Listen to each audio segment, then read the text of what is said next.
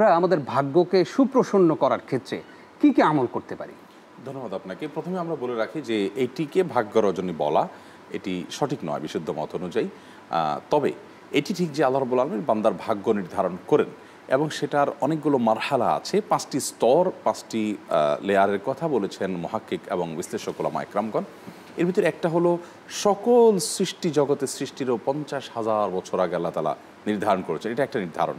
আর এটা হলো আদম আলাইহিস সালামকে সৃষ্টির সময় তার সকল সন্তানদের সকল ভাগ্য আল্লাহ তাআলা নির্ধারণ করে তার মধ্যে দিয়েছেন, এটি আরেকটি মারহালা।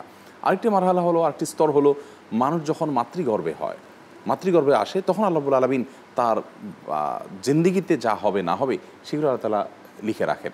আরেকটি স্তর হলো প্রতি বছর একটি রাতে লাইলাতুল কদরে বা একটা সময়ে বিশেষ আল্লাহ রাব্বুল আলামিন বান্দার সারা বছরের ভাগ্য নির্ধারণ, গুরুত্বপূর্ণ বিষয়গুলোকে নির্ধারণ করে থাকেন।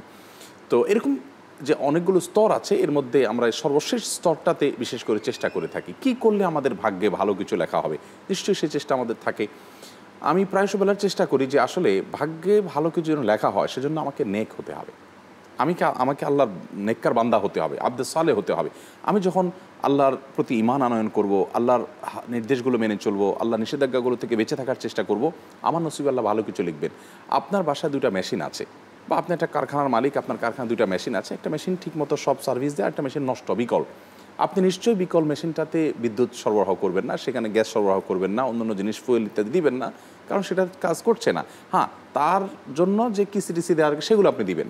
ঠিক একইভাবে একজন মানুষ যদি আল্লাহর অবাধ্য হয়, তার বেঁচে থাকার জন্য কিছু দরকার আল্লাহ বাঁচায় রাখবেন, তার প্রতি বিশ্বাস হবে, সে সবাইকে বাঁচায় রাখবেন, এটা ভিন্ন বিষয়। কিন্তু আল্লাহ তাআলার প্রকৃত প্রশান্তি, তার নেয়ামত, এটি আল্লাহ তাকেই দিবে যে আল্লাহ তাআলার অনুগত বান্দা। একজন জনপ্রতিনিধি, তার যিনি কর্মী, তার দলের যিনি কর্মী, তাকে কিন্তু রিলিফের জন্য সিরিয়াল দিতে হয় না, কারণ তিনি তো তার দলেরই কর্মী।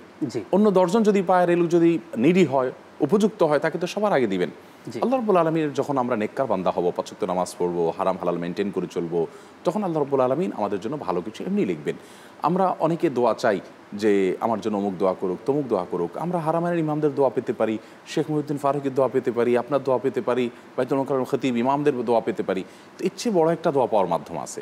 সূরায়ে আমরা সালাতের মধ্যে আত্তাহিয়াতের মধ্যে পড়ি, আসসালামু আলাইনা ওয়া আলা ইবাদিল্লাহিস সালিহিন, আমাদের প্রতি শান্তি বর্ষিত হোক এবং আল্লাহর সকল নেককার বান্দাদের প্রতি শান্তি বর্ষিত হোক। এই দোয়া কিন্তু পৃথিবীর সকল নেককাররা করতে থাকেন। অতএব এটা পাওয়ার উপায় হলো আমি নিজে নেককারদের কাতারে শামিল হয়ে যাওয়া। আল্লাহ তাআলা আমার ভাগ্যে ভালো কিছু দিবেন। স্পেশালি একটা আমলের কথা বলতে চাই, বুখারীতে আসছে, নবী সাল্লাল্লাহু আলাইহি ওয়াসাল্লাম বলেছেন, মান সাররাহু আন ইউবসাতা লাহু ফি রিজকিহি আও ইউনসা লাহু ফি আসারিহি ফালিয়াসিল রাহিমা। যে ব্যক্তি চায় তার হায়াতের মধ্যে বারাকা হোক, বৃদ্ধি হোক, তার রিজিকের মধ্যে বৃদ্ধি হোক এবং বারাকা হোক, সেই জন্য তার আত্মীয়তার বন্ধনকে রক্ষা করে।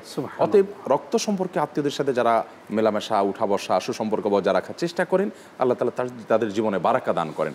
এছাড়া আল্লাহ তাআলা বলেছেন, ওয়ালাউ আন্না আহলাল কুরআ আমানু ওয়াত্তাকাউ লাফাতাহনা আলাইহিম বারাকাতিম মিনাস সামা।